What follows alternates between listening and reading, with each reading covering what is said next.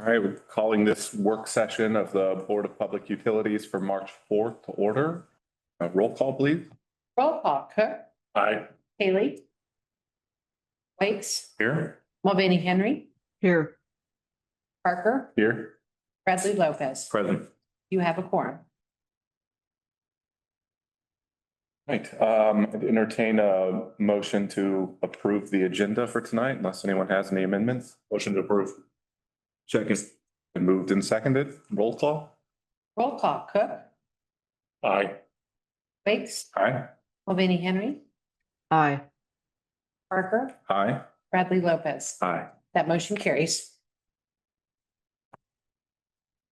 Board members have any updates they wanted to share?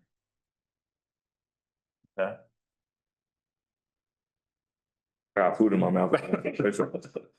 Take your time. Sorry, I had the opportunity of subbing for Board Member Haley on the Economic Development and Finance Committee for the Unified Government these past two meetings. Just an opportunity to learn more about some of the things that are going on inside of the unified government. But I don't believe that there are any major updates other than the fact that I was there representing us. Thanks for filling it. Jeremy? No major updates. I would take a minute, just, you should have gotten an email, but the committee did meet last week and they have scheduled a work session for the 18th. But at 5:30, not at our normal 5 or even 6. So 5:30, and I believe we have given you sort of everything you've asked for. If you need something else, just let us know. We'll get it to you. And then I sent the presentation that was given to the other 3 members as well. So that's all I have at this time. And for those not on the policy committee, if you're looking that over and have any questions, feel free to give me or Chase or Rose a call, and but we'll have time. That looks good. No, sorry, don't do that. Feel free to check in with Angie. She has her deleting. Yes. And we will have plenty of time to discuss at the work session. If you would like any other, if you want some of the other materials, reach out. I can get them to you. Also, the link to the YouTube video is probably up from that work session too. So if you point of the record, David Haley's joined the meeting. Thank you. Yes. welcome. Welcome to dinner. I guess with that, we're ready for next item. Right. And so a few weeks ago or so, Brett and I were discussing some things. He thought it would be a good idea to have somebody here from customer care to sort of go through my meter. We felt like, and Gabby's here, she's pretty much the expert. Robert's here. He can talk some technical things probably. And then of course, Abby's here. If you step through my meter, its capabilities, functions, answer your questions, help you if you're getting questions from folks out in your districts, or if you're just wondering about it yourself. So if any of you that don't know or haven't met, it's Gabriella Freeman. She does a fabulous job in customer care. I'm going to go to our customer self-service portal and also go over the registration piece first. But this portal is just kind of like a one-stop shop for our customers. Look at their billing history, make payments on their account, make updates on the account, and then also request some service. So I'll go over all that in there. Sorry, this is post-pay only, not for our flex-pay customers. And then it also gives them an opportunity to monitor their usage. So if the customer is going to register their account for the first time, we do request that they put in their birthday if it's a residential location. And if it's a commercial or industrial or a stormwater only account, they do have to put in the phone number. They just put in the numbers, no dashes. They do have to put their name exactly as it appears on the bill. So if, for example, the customer's middle initial is listed or they have 2 last names listed, it does have to go in exactly as it appears on the bill. Enter their account number, which is found on the first page of the bill, the email address they'd like to use, whatever email address they use will be their login ID. And then the password has to be 8 characters and it has to be at least 2 of the following, not all of the following. So at least 2 upper or lower lowercase, a number, or a special character. And they'll select their SQL question, and then they'll select how they want their bill to be delivered via US mail or email. And sorry, if you have any questions, please feel free to stop. Just said login. Oh, and then if a customer does need to make a one-time payment, they would also go here. So they have the option to pay their bill, or if they want to schedule a new customer move in without logging into their account or registering, they can do that here without creating an account. And the Pay My Bill now allows for like family members to manage a account for a older parent or child. And they can go in and make payments on accounts other than their own account by using that Pay My Bill now. So if they do pay their bill, they'll have to know the name as it appears on the bill and the account.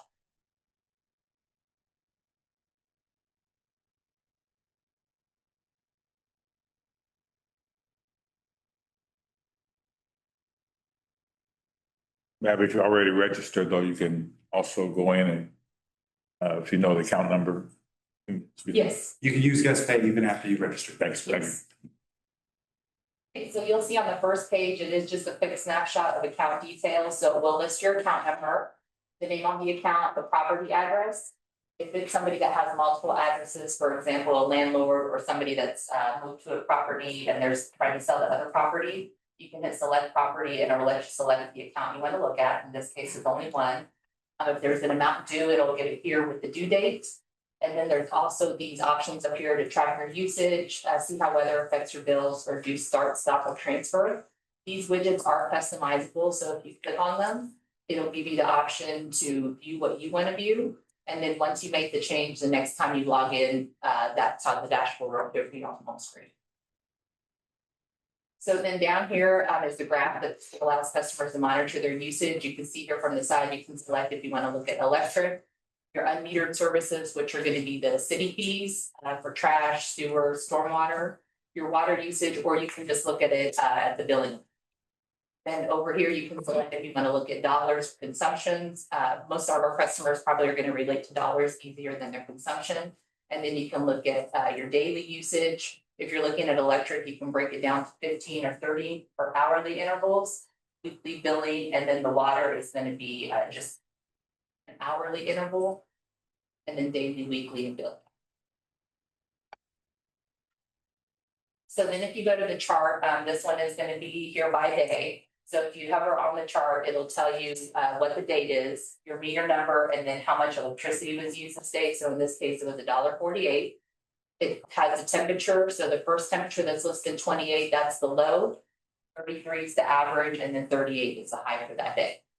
And then it'll give you a breakdown here. If you don't want to click on it, it'll show you your hours of usage throughout the day. So one other option you have on here is for customers to add markers. So say the customers do an energy upgrade to their home. For example, they might put in new windows. They can track that here and select when they want to start it and end it, and then they can compare their usage after they made the changes and then previous to see if it did make an impact on their usage and their charges.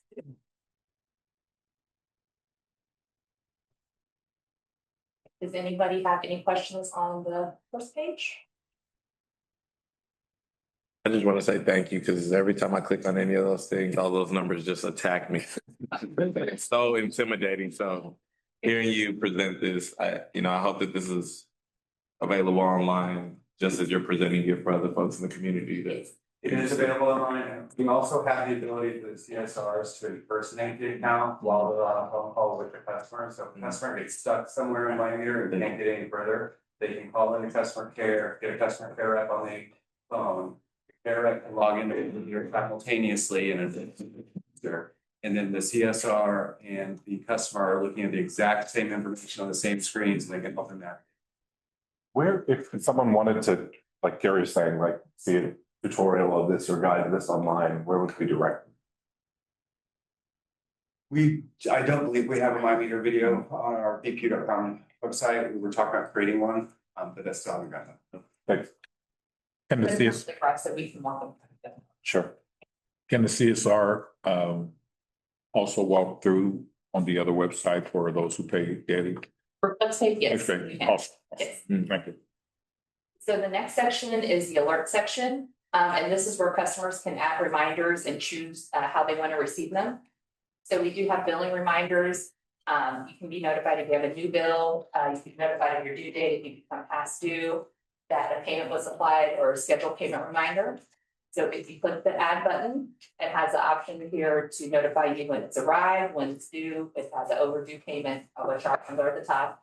You can select email, text message, or you can also do a push notification, which will be available on iPhones because there is an app for My Meter, but just on the iPhones. There is an Android app, but we're waiting on an update from the privacy policy in order to get the Android app pushed out. And the app, the iPhone app just shows up as KCBPU. Correct. Yes. Making sure I got the right one. Yes. Okay, and then probably what would be most useful for customers would be this usage threshold. So if you look here, I have it on it's on electric and we have it on consumption. So once you select consumption or dollars, which I'll go to dollars in a second, it will show you what your average is per day, per week, or per month. So if you want to be notified, this can help customers probably detect leaks or spikes in usage. So I know that I'm using right now 157 kilowatts a week. So if I want to make sure I stay under 200 kilowatts, I can put 200 here. And then select in a week, and then again, select my method that I want to receive it, if it's over email, text, or push notification. If you want to do a dollar amount, then you'll see here it averages what you use for electric daily, weekly, and monthly. And then you can do the same set a threshold if you go over that amount in a day or in a week to help you monitor your usage. And then you'll get that notification once you've exceeded that. So say, for example, you put in here that you want to be notified if you've gone over $12 in a week. If you don't get a notification the first week, you know you didn't. If you do the second week, then you know you already exceeded the 12, and then you're probably at $22. And those averages are averages for your account. Yes, for this specific account, yes. Do we track like average for the neighborhood or comparables in any way? We have not done that. That's something actually, it's something my analyst has been wanting to do. But no, I say we have not, but we have discussed that, yes, just to kind of get average for areas when they have peak times. The closest you can get to that right now is if you go through and fill out the energy audit for your home, it can kind of tell you what the area averages are for you. But it's not as exact as individual customer information, and there's some privacy concerns about sharing that stuff. So that's why that is. That makes sense. Thank you. Does anybody have any questions on the alerts? And then the next screen is going to be your view and pay bill. So there's multiple things that customers can do here. As you can see, it has the account number and the service address with the phone number. So if you click this edit button, you can make updates to your mailing address or your phone number. These are kind of duplicate, but you can pick your bill delivery if you want to set it via mail or e-bill. If you want to set up scheduled payments online, or if you don't want to do scheduled payments, but you just want to save the method of payment on here, that'll go in your wallet. So that information will be there. And then it also shows an account history. So this is a quick snapshot of each bill. It does have your electric charges, your water charges, and the water does include the sewer charges, and the pilot, as the electric includes the pilot, then trash and stormwater. It'll also give you your consumption in kilowatts and CCF, and then your amount due, and then any payments made. So if you, for some reason, if the customer, for example, made a payment over the phone or online and they didn't get their confirmation number, they can log in here to get their confirmation number also. If they don't want to call in, if they want to call in, we can give it to them over the phone. So that'll give them that information. It also has, sorry. Before you navigate away, you can click on the PDF and actually see the bill on any one of those. So all the historical bills are listed down below on those red links. Yes. And then if you do want to make a payment, it'll have your amount owed here with the due date, and it's just as simple as clicking pay bill, and then it will take you to the site to make your payment online. Is Wallet where someone would go, let's say they're currently doing auto pay via credit card and they don't want to have the fee assessed? Is that where we would update So that? they would go to auto pay. So if they have an existing auto pay, it would show here, and then you could select the option to cancel it, but there's no eligible. So if you wanted to enroll, it has just the one account, since I only have one account on here. And then from here, this is the credit card screen, or you could hit bank account, and then that's where they would put in their information to set up with the checking account. Perfect, thank you.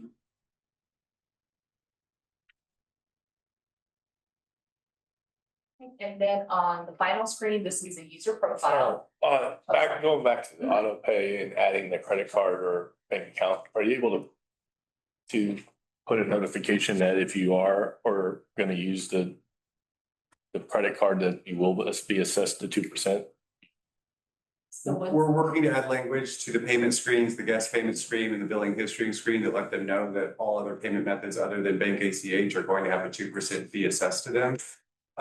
So they will see a bit of text right here at the top of this page, letting them know that payments made after 3/16 using debit, credit, or digital wallet items will be assessed a 2% fee. Yep. And then I think his question was that when they go to pay it, will that thing say 2% be added? They'll be on the payment screen, there will be in that verbiage again. Okay. So we're doing it on the login screen, the guest payment screen, the pay my bill screen, and the payment history Awesome. screen.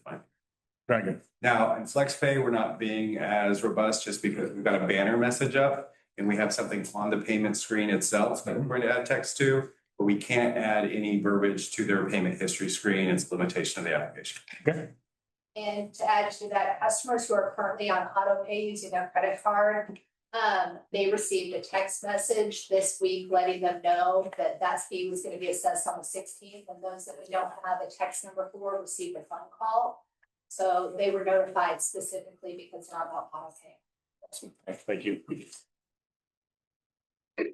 And then the last page is the user profile page. So if the customer wanted to update their email address for their login, they can do it here, as well as update their mobile number. They can update their password. If they want to add additional user access, so say you have a roommate and you want them to be able to monitor the usage, you can add them here. However, if you have an additional user, it does limit them. They don't have full control of the account. For example, they can't view any of the bills on the PDFs. They can see the history, but they won't be able to view any bills, but they can make payments. If you have a security question, you can update it here. And then the most helpful section that I think is on this page is connect an additional Kansas City Board of Public Utilities account. So when we started billing the stormwater only accounts for the unified government, we didn't have customer information for them. So if they already have an existing account with us, it's not able to be automatically linked. So they do have to manually link it. So if they go here, they'll be able to manually link their stormwater only account. Or also, if you have a parent or somebody that you help take care of and you want to look at their bills, doing this connect will allow you to see their information. But you will need, again, the name as it appears on the account, their registration code. So if it's a residential account, their date of birth. If it's commercial, industrial, or stormwater only, they would need to enter the phone number and then the account number as it appears on the bill. So then once you add the account, if you were to go back to the dashboard page, then you would have two accounts here to do from the select property, and then you can look at each one individually. What's the registration code? The registration code, that's going to be either the customer's date of birth or their phone number, depending on the account type they have. We do have on-screen prompts on there to try to help them find out which one is it. Yes. Thank you. And then also here, this is just the access log. So it'll let us know who went in there, what IP address that used, which we've given that to customers before. Like if there's two people logging into the account, and they know they can help them track who's doing what. Do you guys have any questions or anything I didn't go over or I need to go over again? The app, I guess it only applies for the iPhones, but have similar setup, all the same features. Yes. Smaller scale, yes. Are all of our customers on the app, or do we have like a percentage that are still? We do have more customers actually online. We don't have as many app users, again, just also because it's only right now available for Apple users, but we do have we have more than half of our customers signed up for MyMeter. And then, okay, so half of our customers are signed up for MyMeter, okay. And then like on a, I don't know, however you want to, if you want to show daily or monthly or weekly or yearly or as much as you know, like how many calls do you guys get like experiencing issues with MyMeter or needing help to create an account or navigating the MyMeter website? So the most that we do get the calls on, not really once they get in, because most customers do go through that feedback. It's a pretty easy application to use. The hardest part has been the registration. Mhm. That's just because they haven't put the middle initial. For example, one of my parents' neighbors called me the other day because she was trying to help this guy set up auto pay and she couldn't get his account registered. And by the time I called her back, she was like, finally got it. She's like, he wasn't giving me his middle initial. I saw it here. It said exactly how it appears on the bill. And I said, how does it appear on the bill? So that's, was one of the biggest hangups we had was, it's just making sure they're putting it in as it appears on the bill. So we have made, some adjustments as far as the emails that we send out, just to make sure when we send that, we put their name on there exactly as it appears on the bill, hoping that'll prompt them to put it in that way when they register. Because if they try to register before they get their bill, they're not gonna have any Yeah. idea of how it appears. Is this only in English? Does this one translate, Rob? Yeah, so down at the bottom of the page, if you scroll down, there'll be a translate this, using Google Oh. Language. Okay. And they can get into any of those languages. Great. Middle initial definitely threw me off my first couple of times trying. Yeah, I was gonna say that was the biggest thing. And then just as a thing, if you have any stormwater only customers, as I said, when we started creating those accounts with the UG, we only have the customer's name and their mailing address and the service address. So we do have to add the phone number on there so that they'll be able to register. So if you do have a stormwater only customer that calls you, we will have to add their phone number for them to use my usage for my meter. So if you want to see what the mobile app looks like, Brett, so here's the home screen when they log in. They can get through any of their usage by clicking on that, and they can get to their billing by clicking on billing. They can still set up the alerts, and then they can hit the website link to jump out to the website. Thank you. Thank you.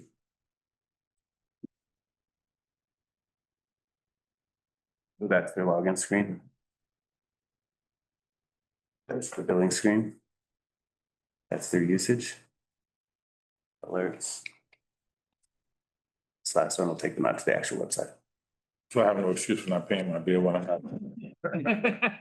We prefer you to be on auto pay no matter what.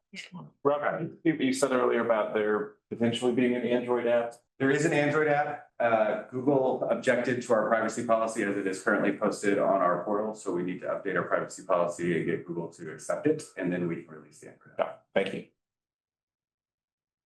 What was your question? Oh, there's, so the app right now is on iPhones, but is not yet available on Android. You got Android? Heck no, that's not a phone. Android's not a phone.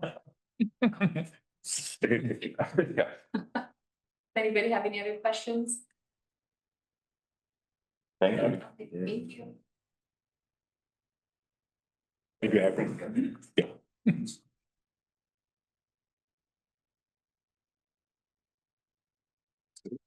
Yeah.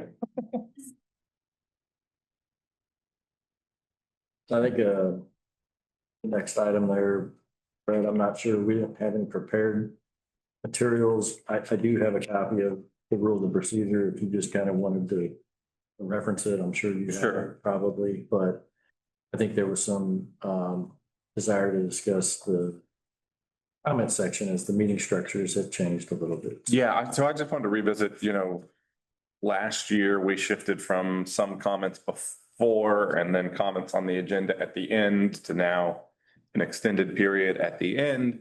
And when we did that, we had a little bit of conversation about the best role for the board is during those times. And I know sometimes that can get confusing because people have 5 minutes, but then if they start engaging questions, it's difficult to know.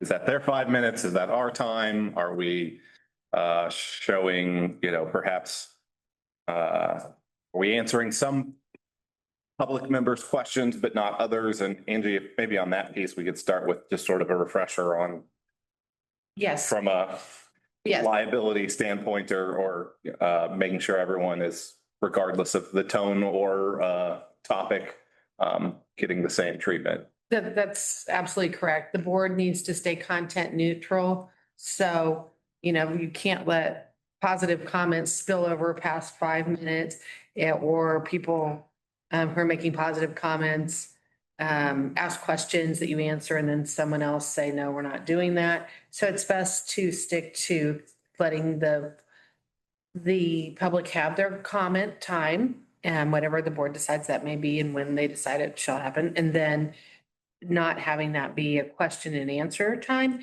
because it's really hard to then stop answering the questions once the door's been opened. So best practice, parroting back, but make sure I'm on the right track, would be, it's a time for members of the public to say whatever they need to say for us to hear, take notes. Oftentimes, that's going to be Jeremy calling on whoever needs to do follow-up. But less helpful if it's extended in back and forth Q&A, and then we kind of open ourselves up to, well, we gave that treatment to one person and not another. Which is not to say we don't get to engage with folks, but I think we are okay to address some of the concerns that have been raised once we get to board comments. I think best practices would be that. Best practices are to have time for the people to express their concerns or compliments, however they wish to use their time.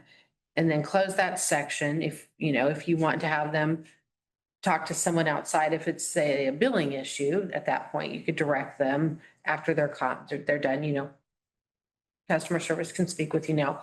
But once that's been closed, and then the board has the opportunity during board comments to say, this was said earlier, but this, or I agree or I don't, but then it's not a back and forth, and you're not just selecting who you're engaging with. You're addressing overarching issues at that point.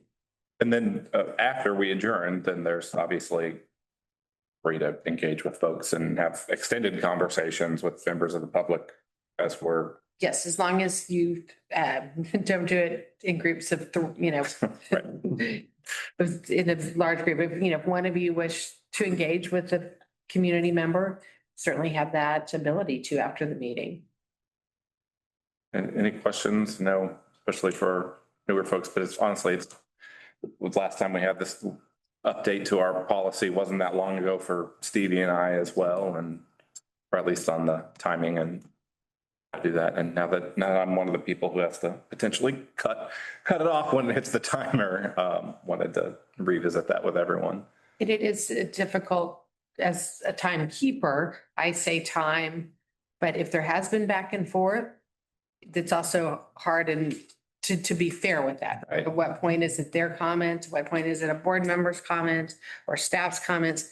And that's just another reason why it's better not to engage during their comment time, because that's set aside for them.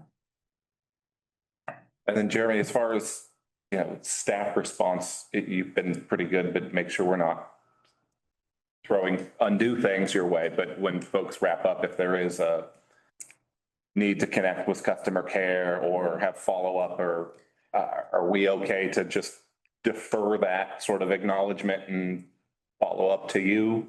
Sure. So one of the things we want to be careful of is some people are talking about their specific individual situation, right? And so in that case, we would prefer that they get with whoever it is that might be responsible for helping them rectify that. And maybe they take that out into the hallway, because they don't want to stay, any longer than they have to, Right. really. So we're happy to do that when that happens. If it's more of a situation that sort of affects groups of people or system as a whole, we're happy to address those right there in the moment so that, everybody gets the answer. But a lot of the things that are specific to one customer's experience, and in particular their account stuff, we want to be sure we're keeping that, as confidential as we can. We would prefer to deal with those folks one-on-one outside of the meeting, unless there's something that you think you want to be a part of with that discussion. We could ask them to hold it till after the meeting, and then you, whatever team member rep and the customer, have that conversation or interaction. That doesn't happen as often, I Sure. don't think. But there are times when folks come to talk about their specific bill or their specific situation. You've seen, they go out in the hall, and Abby or Gabi or whoever it is might, get them taken care of. And I think one challenge for us, and I'm thinking through this for myself, is I don't want folks to feel like they can't have a conversation if they've come to the meeting. And so I want to be good about catching folks after if there's something I need to follow up with them on. But it's trying to have that conversation there rather than, selectively jumping in can be tricky. So I think that they should go ahead and have their comments. If there's any questions that we have, we can write those questions down because sometimes it's not clear, you Mhm. know, the situation that, or whatever they're saying, may not be clear. We may have some questions about what is it they're saying, you know? But other than that, I think Jeremy does a great job of handling those matters. And, it's something that we need to follow up with. And definitely let you know, but. Sometimes we don't want to put our team in the position to have to answer something off the cuff that they may need to go make sure they're finding out a certainty for. Yeah.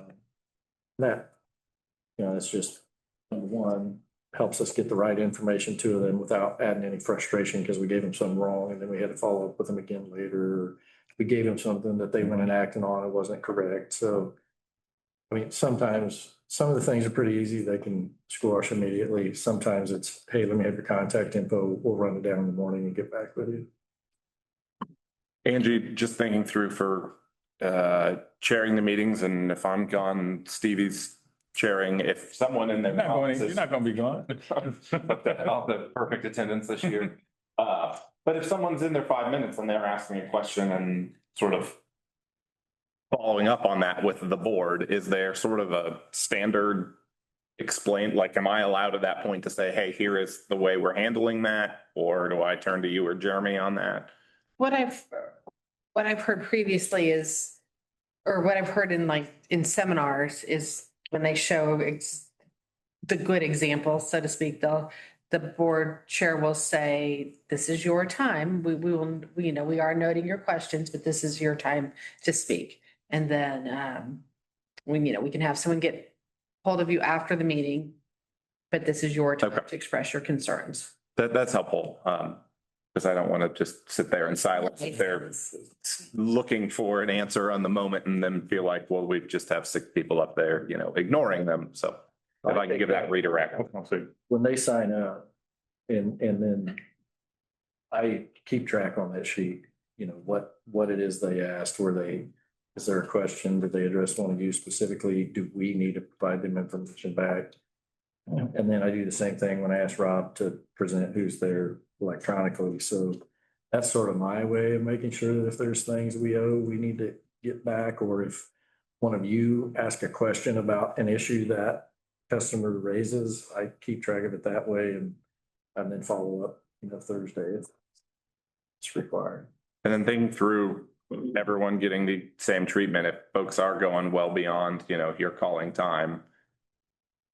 I'm happy to do that too. Is there a mic cutoff at some point, or what is the procedure if that's not being acknowledged? It's easier online. Yeah. We can just tell Rob to mute them. And then it goes away. Obviously, when they're standing at the podium, it's a little different. And I can't cut that mic. he's got the mic, but Right. shutting somebody down and making the situation a little more inflammatory and Sure. that kind of thing. But I mean, back to the point of everybody having sort of this, same standard is, Yeah. I think you would, I don't want to put words in your mouth, but it's advisable to stop them. I would agree because from what I've seen and not necessarily here is that once someone is able to go over their time in more than just finishing a quick thought, but substantially go over their time, it just builds with the next person or the next time. So if that person is, normally I say time, and then I'll say that was your time. And then it would be helpful then for the chair to step in and, you've got a gavel or just you could be a little firmer. No, we've got to give everyone time. We need to move on. I think that's helpful. I think it's very important that we specify that when we prepare to provide comments that in that thing that we read, because of time constraints, we want to provide opportunity for everyone to have an opportunity to speak. Your questions may not be answered at this meeting, but your concerns will be addressed, something like that, so that they know that they're not going to get, to ask questions and hear responses, things like so that's clear. That matter of clarity would be very helpful. I think. Yeah, that could be helpful. And if you have thoughts on a tweak to the standard lead into that. I see Chris Okay. making notes, so She's- she'll be. okay.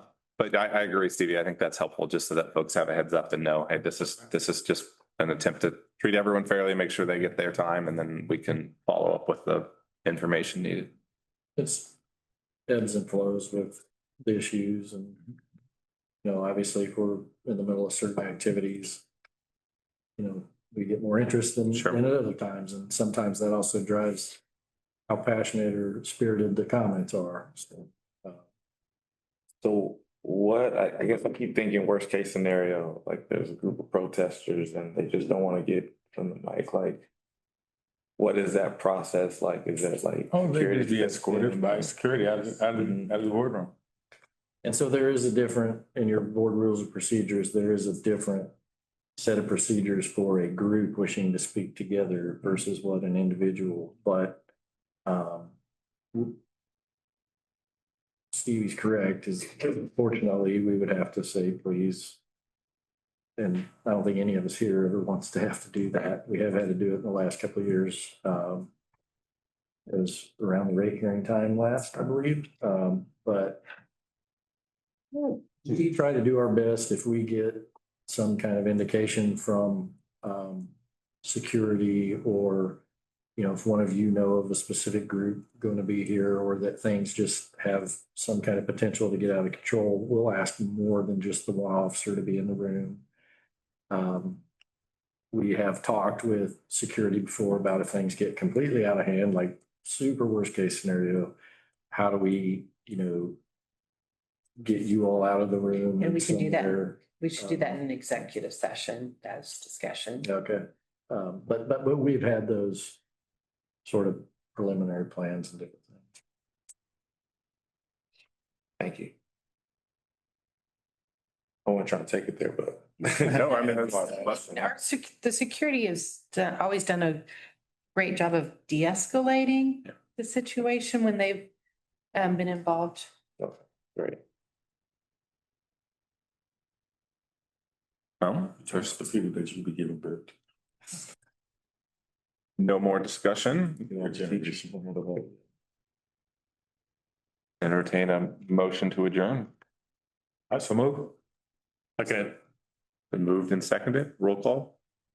Roll call, Chase. Aye. Excuse me, Cook. My apologies. Haley, Aye. Wakes, Aye. Mulvaney Henry. Aye. Parker, Aye. Bradley Lopez. Aye. That motion carries. This meeting is adjourned.